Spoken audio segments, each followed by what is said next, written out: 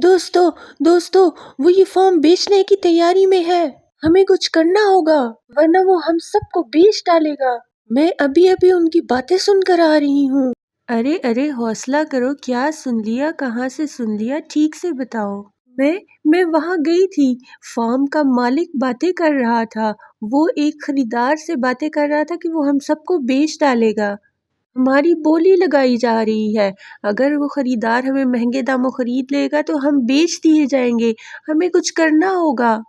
यानी कि चांदनी, तुम ये कह रही हो कि तुमने इंसानों की जबान में बातें सुनी? हाँ, मैंने तुम लोगों से ये राज छुपाया। मैं इंसानों की जबान समझ सकती हूँ। इंसानों की जबान? हाँ?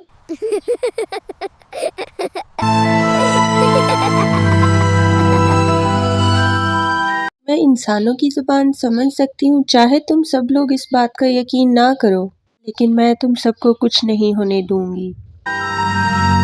सब्ज़ो शादाब खेतों के बीच एक पुराना सा फार्म था, जहाँ जानवर अपनी सादा मगर खुश जिंदगी गुजार रहे थे। सुबह सूरज की नर्म किरणें जब शबनम से भीगी घास पर पड़ती, तो पूरा फार्म सुनहरी चमक में नहा जाता। मुर्गियों का दरबा एक तरफ, गांव का बाड़ा दूसरी तरफ, और बीच में पुराना कुआं जो बरसों से सबकी प्यास बुझाता आया था। इन्हीं में एक छोटी सी सफ़ेद मुर्गी चांदनी भी रहती थी, जो बाकी मुर्गियों से मुख्तलिफ थी। वो खामोश रहती, सबको गौर से देखती और अक्सर इंसानों की बातें सुनने की कोशिश करती।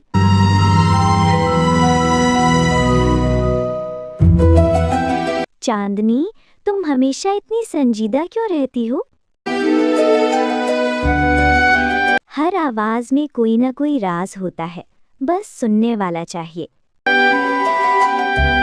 हमें तो सिर्फ दाना सुनाई देता है। कभी दिल से सुनो, दुनिया बदलती सुनाई देगी। एक दिन उसे एहसास हुआ कि वो इंसानों की जुबान समझ सकती है। मैं भी ना कितनी बेवकूफ़ हूँ। ये मेरे ज़हन में ख्याल ही नहीं आया कि मैं उन दोनों की बातें सुन रही थी।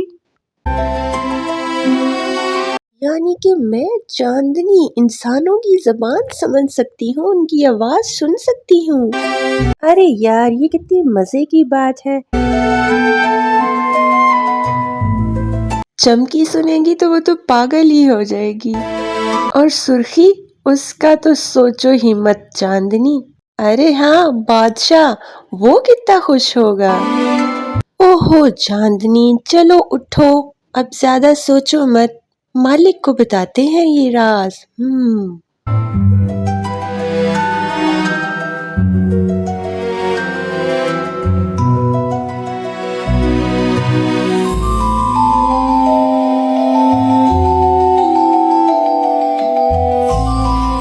वो दरबे के कोने में बैठी थी, जब किसान अपने बेटे से बात कर रहा था।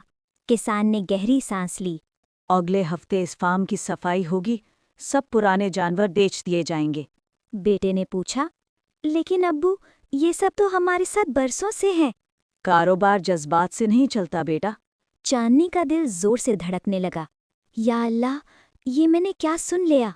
वो खुद से बोली, अगर ये सच है तो मुझे खामोश नहीं रहना चाहिए, मगर क्या कोई यकीन करेगा? वो जान गई कि ये खबर पूरे फार्म के लिए खतरा है। इसी रात तेज आंधी आई। दरख्तों की शाखें चरचराने लगीं। जानवर खौफजदा होकर एक दूसरे के करीब सिमट गए। एक बकरी कांपती हुई बोली, क्या ये आंधी किसी मुसीबत की निशानी है? बादशाह ने आसमान की तरफ देखते हुए कहा, हर तूफान आजमाइश लेकर आता है। सवाल यह है कि हम कितने मजबूत हैं। चांदनी ने आहिस्ता कहा, हमें तूफान से पहले खुद को संभालना होगा। अगली सुबह चांदनी ने ये बात दूसरी मुर्गियों को बताने की कोशिश की। मैंने खुद सुना है, अगले हफ्ते हमें बेच दिया जाएगा। सब कहकहा लगाकर हंस पड़ी। इंसानों की जुबान, तुम पागल हो गई हो क्या? शायद कल तुम कहोगी कि तुम उड़ भी सकती हो। चांदनी की आवाज़ भर आई, मैं मजाक नहीं कर रही, ये हमारी जिंदगी का सवाल है।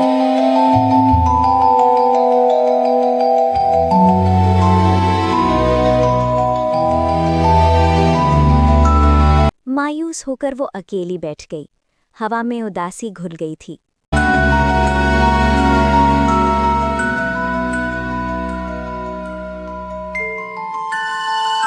तभी बादशाह ने करीब आकर कहा, हार मानने वालों की आवाज़ हमेशा धीमी हो जाती है, मगर तुम्हारी आंखों में हार नहीं है।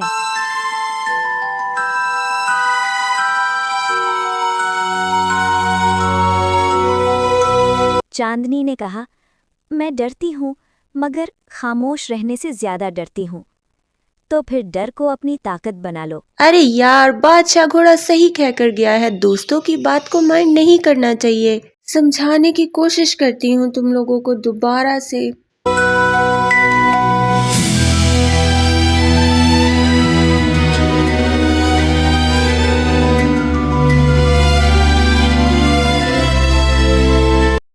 अरे ये क्या, चालाक लोमड़ी, मैं बताती हूँ तुम्हें कि तुम किस तरह अंडे चुराती हो।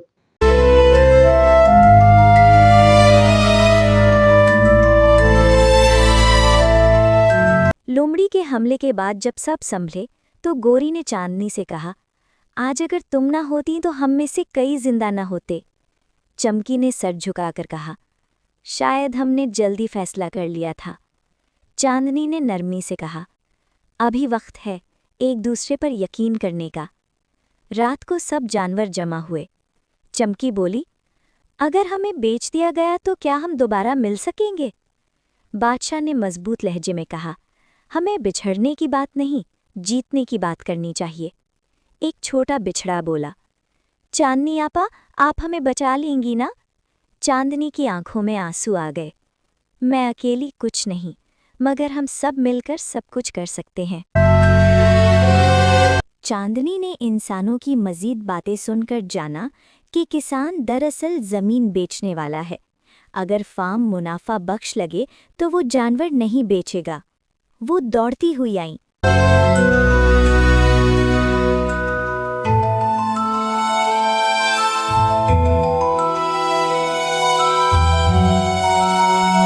हमारे पास वक्त कम है, मगर उम्मीद बहुत है। गोरी ने पूछा, और अगर हम नाकाम हो गए? चांदनी ने मजबूती से कहा, तो कम से कम हम कोशिश करते हुए हारेंगे, डर कर नहीं।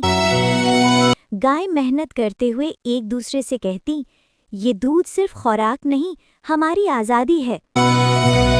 मुर्गियां एक दूसरे को हौसला देती, हर अंडा एक कदम है हमारी जीत की तरफ। बादशाह नौजवान घोड़ों से कहता, अपनी चाल में फख्र लाओ, आज तुम सिर्फ जानवर नहीं, इस घर के मुहाफिज हो।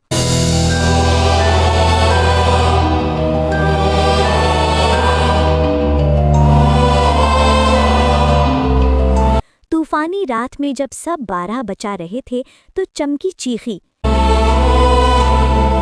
मैं थक गई हूं। चांदनी ने जवाब दिया, बस थोड़ी देर और, सुबह हमारी होगी। बादशाह ने जोर लगाकर लकड़ी थामी, आज अगर हम झुक गए तो कल कोई हमें उठाने नहीं आएगा।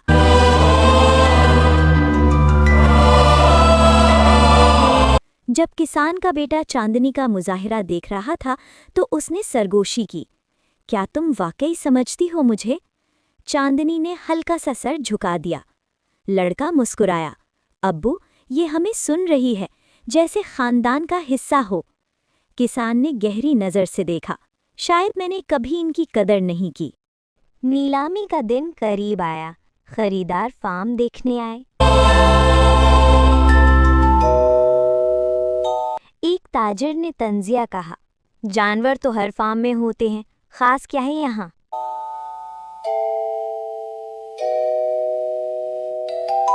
इसी वक्त गोरी ने भरपूर दूध दिया। मुर्गियों ने ताज़ा अंडे पेश किए और बादशाह ने बावकार अंदाज में कदम बढ़ाया।